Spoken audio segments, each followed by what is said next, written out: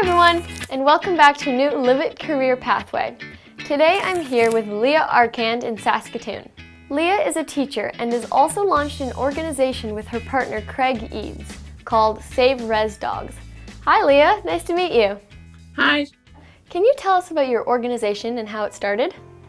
So my organization is called Save Rez Dogs, and I started that when I was teaching a grade 7 and 8 classroom called Miyo Pimatsowin on a First Nation reserve here in Treaty 6. I felt like there needed to be a bigger First Nation representation in the rescue field. I created a Facebook page to have resources and advocacy for First Nations animal welfare in Canada. Helping animals sounds really rewarding. Can you describe what your day-to-day looks like? So it's just me and my partner do the work, creating content, having an online presence that advocates for First Nations communities and their animals. And it's 100% volunteer. It's grassroots. We're not a charity and we're not a frontline rescue. But if we're able to help any animals on reserve, we'll definitely try because our network has expanded from coast to coast.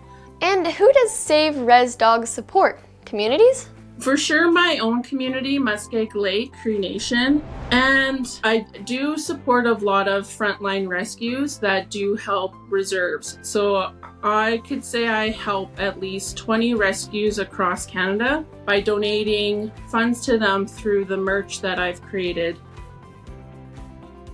So do you work with shelters and help them connect with First Nations? Yes, and that's the best way to do it. It's like, if a community is asking for help, that's the best way for sustainable change. There are rescues out there who make themselves available, but I also have to help them have some cultural sensitivity and understanding of our history and why First Nation reserves have little to no access to services and resources. Do you have a favorite success story that you could share with us? My big success story that stands out for me now is my relationship with my community. And I've been doing this advocacy work for about 4 years. And this winter, we're finally able to bring in some pet wellness and owner support through the U of S, who has a pilot program on community engagement. And we're able to provide up to 60 bags of dog food to our community at the Christmas dinner. So that's a personal one. Being able to help my community has been like my biggest success. That's really great. And what can we do to help? We always need lots of fosters across Canada.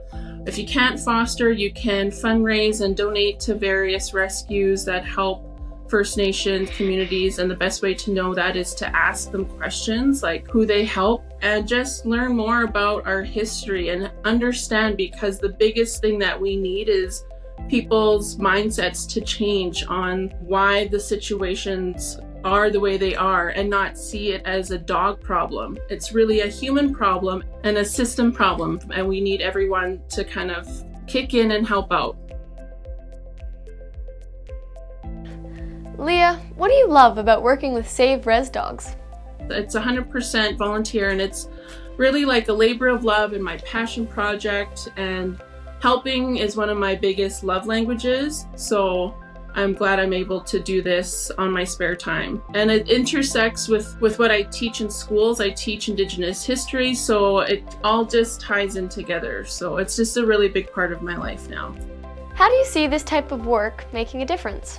I feel like my organization, Save Rez Dogs, is really based in truth-telling. Some pretty serious situations happening on our reserves that a lot of people, the public, aren't aware about, especially the non-native population.